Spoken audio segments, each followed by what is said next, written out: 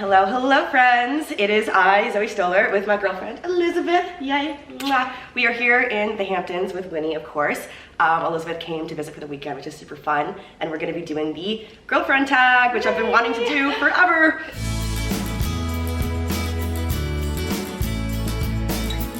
So I have questions on my phone. There are some questions that I want to do like overall, and then we can like ask each other like the little, you know, trivia questions. Okay. So the first like given question that I want to do is when and where did we meet? Because people are always so curious about that one. Yes. Do you want me to say? Yeah, you can do it.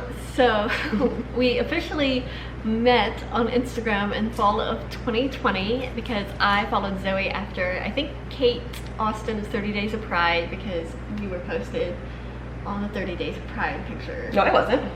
Were you? No. Oh my gosh. No, I don't think so. Unless I'm misremembering, but I don't think so. I swear to God you were. Maybe I was and I'm just not remembering. Okay. Well, Kate, if you're watching this, let us know. Hey, there we go. Anyway, I followed Zoe because I was following a lot of LGBTQ influencers at the time. And so I just followed Zoe, and then we both were single starting in like October. Single and ready to mingle. I was not ready to mingle yet. No, never mind. My heart was broken. Then in December, a mutual friend of ours, Shay, the loveliest Shay, texted me and said, Elizabeth, I have the best idea ever. And I was like, what's your idea? I was also filming a YouTube video, so I think I definitely in the YouTube video we can see like my phone keeps dinging, and that is Shay. Oh my gosh. And Shay kept texting me while I was filming.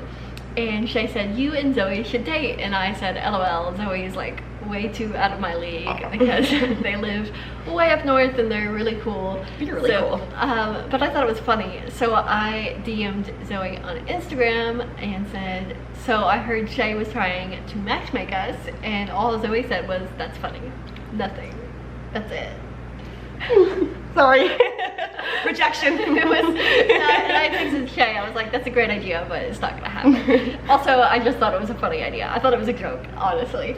And then, you wanna start now? Yes, well, I'll say, like, I had also gone through a breakup at the time, and my ex's name was also Elizabeth, so I was like a little hesitant to start a thing with another Elizabeth. Plus, this Elizabeth is in South Carolina, so like, I think we had similar thoughts, like, we're so far away, like, this is not a thing, like, it's not gonna work. But then, flash forward to like March-ish, right?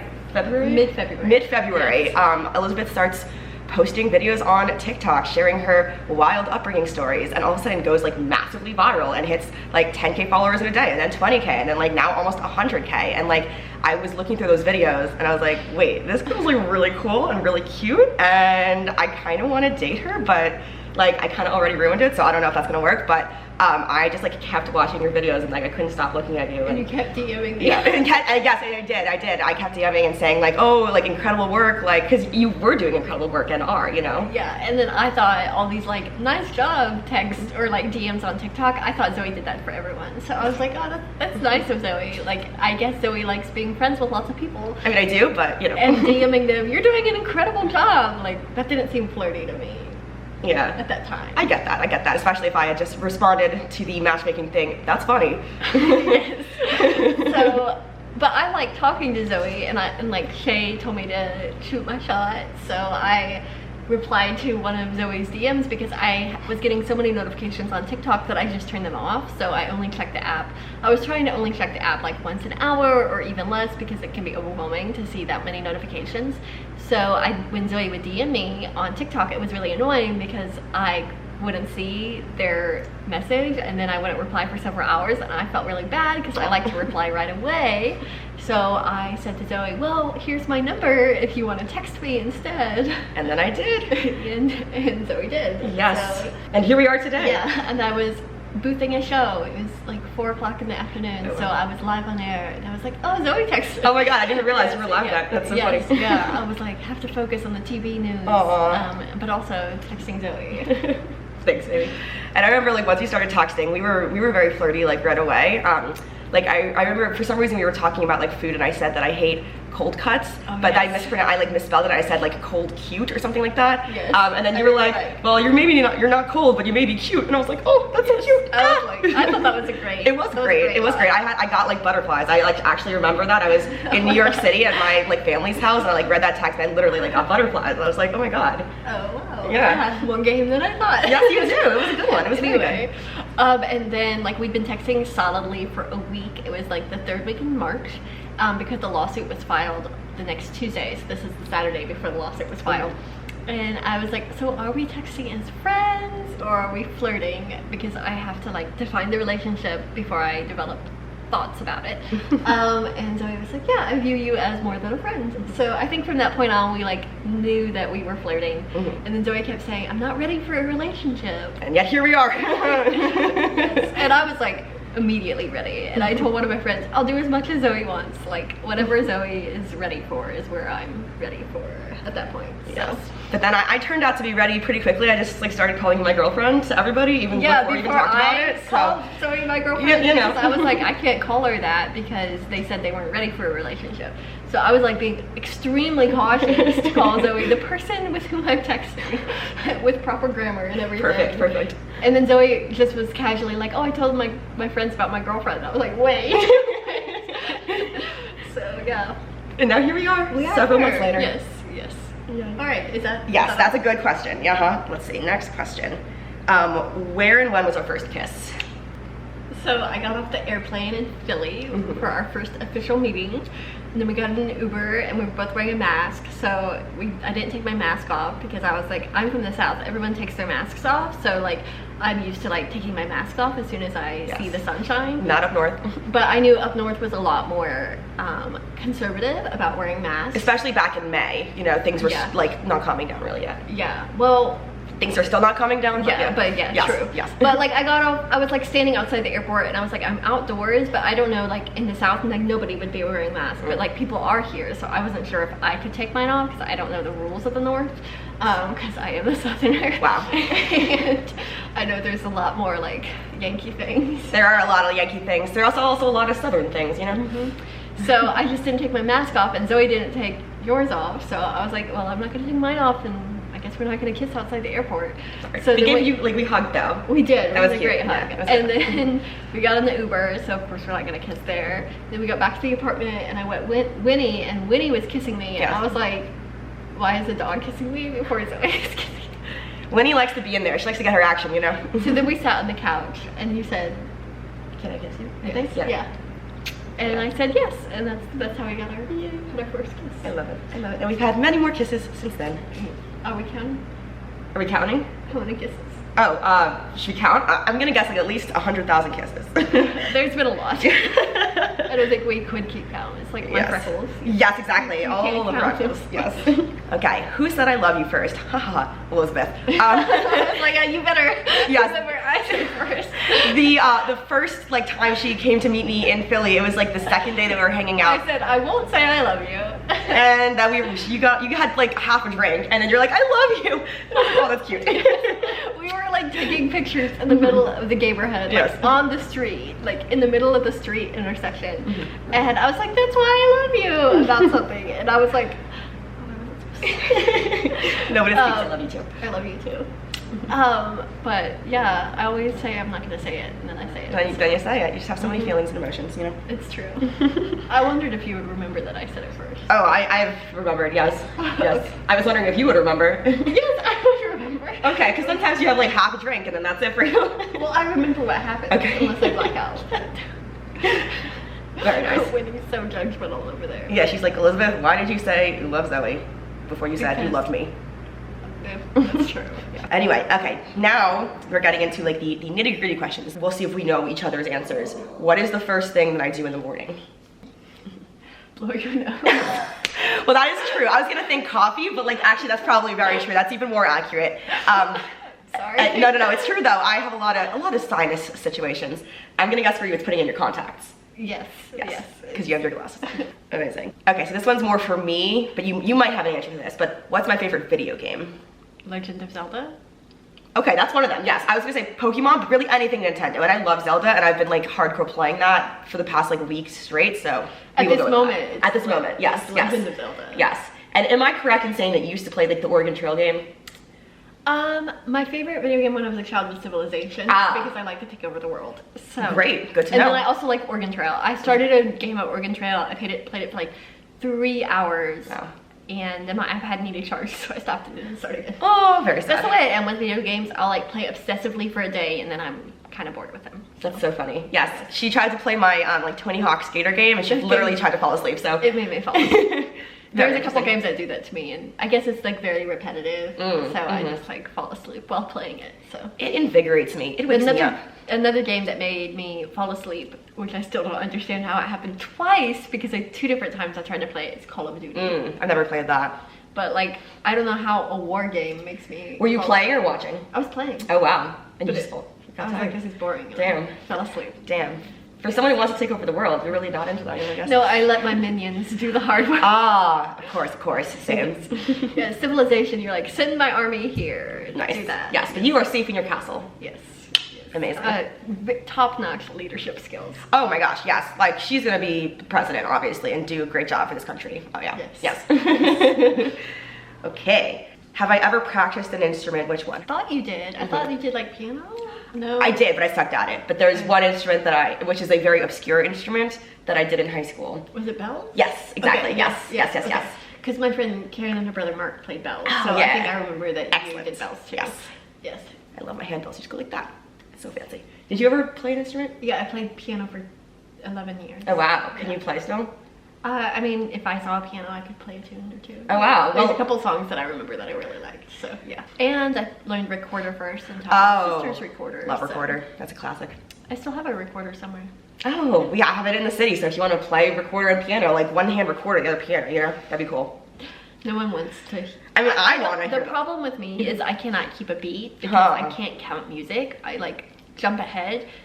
So like when you're listening to a song and you're like expecting like the steady beat of the music, I'm like da da da da da, like much faster. That's so funny. So people want to sing along, or like for my dad, even like classical music he never heard before, it would like make his teeth grit because like I never held the notes properly, and you can just tell that someone is not holding the notes when it's like supposed to be dun dun dun dun dun, and then I'm like dun dun dun dun dun, like, and it's all the same. Aw. So because I just don't count notes. That's funny. Well, bells would have been challenging for you because it's really all about rhythm and like keeping track of that. Rhythm. That's what I'm good at, I think, rhythm over like piano and like, because I can't do the 2 hands doing different things. Like that's just too confusing for my brain, I think. I was good at that part. I was just terrible at the rhythm That's part. so funny. Well, I'll keep track of rhythm, you keep track of the piano, and we'll do this together. I just can't count it.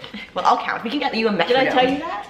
No, yeah, you made you listen to a metronome, right? Yeah, for a month or so, my dad thought that if I listened to a metronome every night before falling asleep, it would reset my brain's rhythm.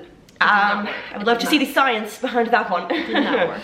All right. Oh, have you learned anything from me? I would say I've learned a lot about like your own culture, about Yankee life, and then also because you're Jewish, and I've like constantly like, I'm curious, so I like ask questions and learn about. That's good. Your different like views of like spirituality and life. I didn't know that Jews didn't believe, or like most Jewish people don't believe in like a literal hell. I knew.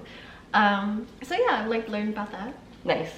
I feel like I've learned a lot from you. Well, you chose a really easy question. I chose a very, yes, for me, yeah, These exactly. questions are so easy. Well, that's why I chose them, and you're supposed to choose ones that are easy for you, so. Guess who hasn't chosen questions? Yes, but that's fine, because I have a list here. You can just skim them. But you taught me a lot. First of all, I mean, about history and like Marie Antoinette and just like all these random facts that you know, which are super impressive. Everybody needs to know about Marie Antoinette. And I know now. I know about all their bedroom issues, you know? Drunk history. Please come do a round with me so that we can let people know the true history of Marie Antoinette. Yes, but I've also learned about different upbringings that are so vastly different from mine, because I definitely grew up like in a bubble in New York City, and I didn't know that people had extraordinarily opposite upbringings to me, such as your upbringing in a cult. Because I never really saw hints of like any other type of life except for the life that I was living and seeing in my friends, you know? And like, you know, no one at school taught us about cults. So I was like, oh man, the world's a happy place, but no. All right, I think of one more question. When do I become the biggest fangirl? Like, what do I fangirl over? And I'm gonna say for you, Harry Styles. It's One Direction. One Direction, okay, / Harry Styles. Yeah. And Niall. Ah. It's not just Harry, it's Okay, Niall. okay, but you're having a Harry themed party, not a Niall themed party. That's true. We want to have a Harry Styles themed party where all of us come in different looks from Harry, and Zoe's gonna wear Harry's Met Gala look, which we need to put a picture of. Oh yes, the black video. jumpsuit. We'll put it in there. Because you have that hair right now, so I feel like Zoe would look stunning in the Harry Styles Met Gala look. And then I'm gonna do like watermelon sugar and do like a watermelon dress. And then one of my friends is gonna do like late 2015, 2016 long-haired Harry with like a dark purple velvet shirt. It's gonna be quite a party. Incredible. I'm excited. Y'all are invited. Woohoo! Dress up. You're not. Oh, you're not. Never mind. Awkward. There's not been that many Harry eras for the internet. Oh, that's very sad.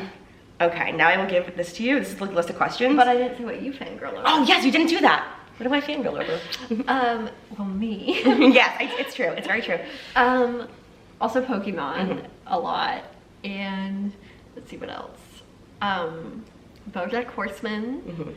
I'm thinking of one thing in particular, one category of thing that you have not mentioned. Like Stevie Nicks. Well, that too, but it falls into the music-esque realm, but it is separate. It's not a person. It's an like an idea. It's a concept. It's an art form. Oh, Broadway. Exactly. Yeah. Such a puzzle to figure out.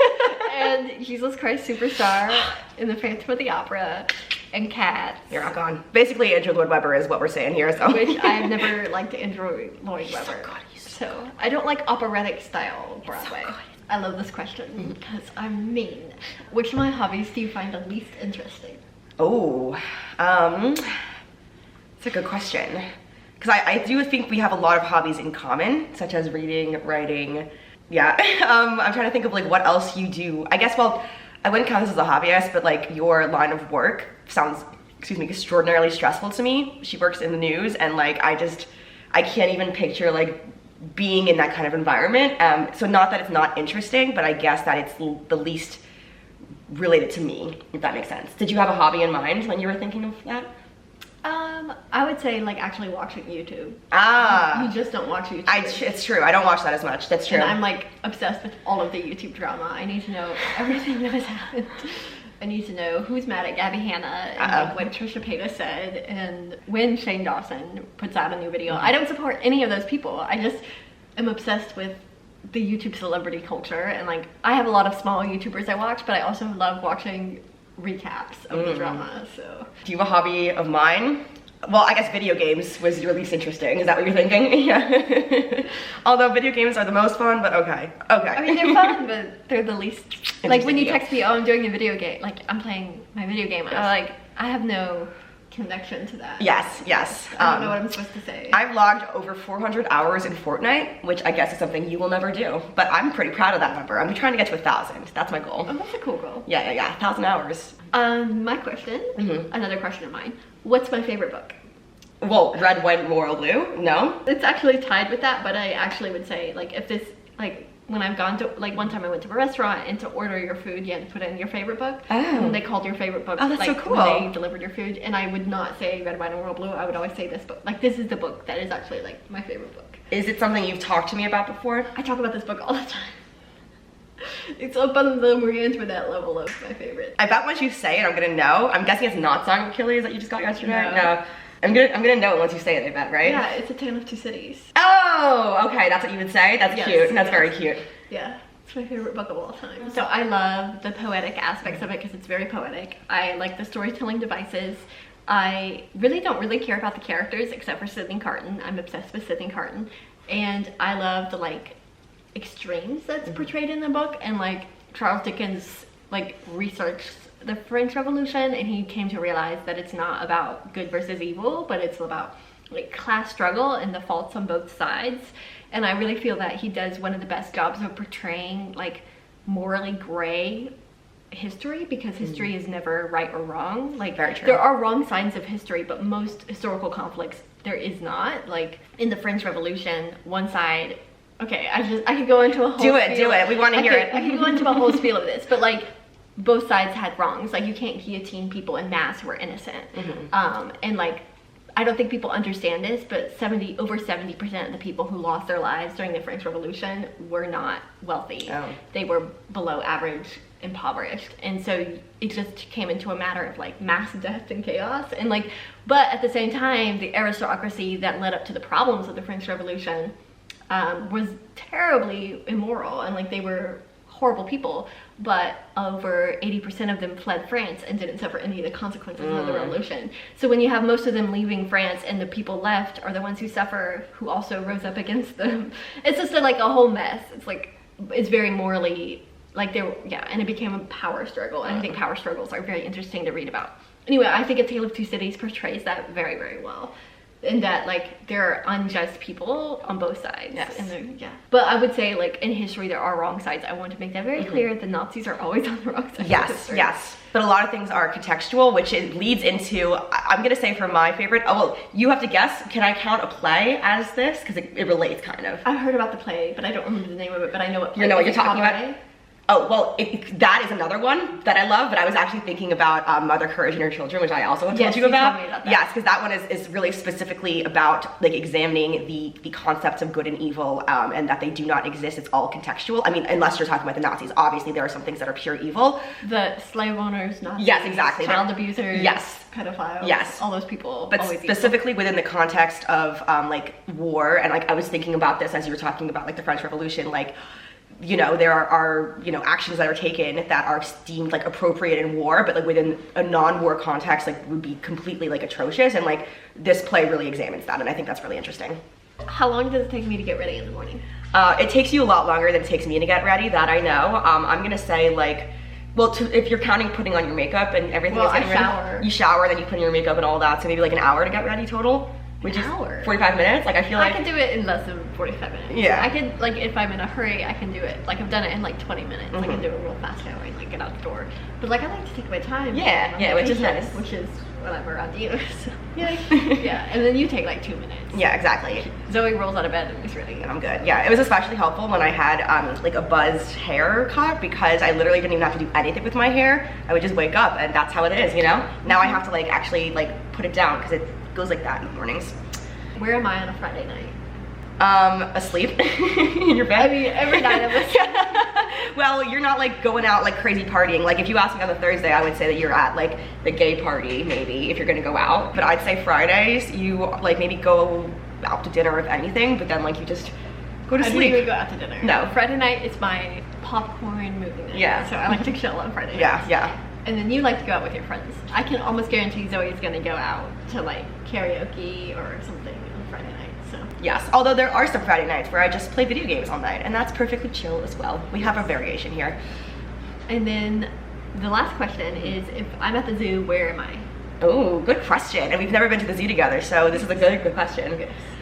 Would I know this? Have you told me about like animals at the zoo? I don't know if I mentioned this. I'm gonna say penguins, because those are cute. I was gonna say penguins or giraffes. Oh my god, how did I know? How did I know? That's incredible. Oh my gosh. Yes. And then with you, I'm gonna say anything that's like a dog. Oh yeah, that's cute. I like that. Like the little hyenas. Oh yeah. I also like in the Central Park Zoo they have what are they called? Like snow monkeys? Yeah, snow monkeys, and those are all very cute. Yeah, they have like a very big area, and they like to play with each other, pick little nits out of their hair, you know. Good stuff. Very, very touchy hands-on. Yes. I could pick them out of your hair if you want. Yeah, I don't need that. No? Okay. But I appreciate the Yeah, I'll do anything for you, you know? So I think that's all the questions. Yes, so there you have it, the girlfriend tag. Thank you so much for watching along. If you're not already subscribed to my channel, be sure to click the little button and the notification bell down below so you can find out when I post the next video. And also be sure to subscribe to Alyssa of this channel, That Liz Hunter, because we will be having a video on her page as well. So be sure to go check that out. And we're gonna be doing something very fun on my video. Yes, so yes, you definitely want to watch that. It. Definitely. All right, thanks for watching. Bye.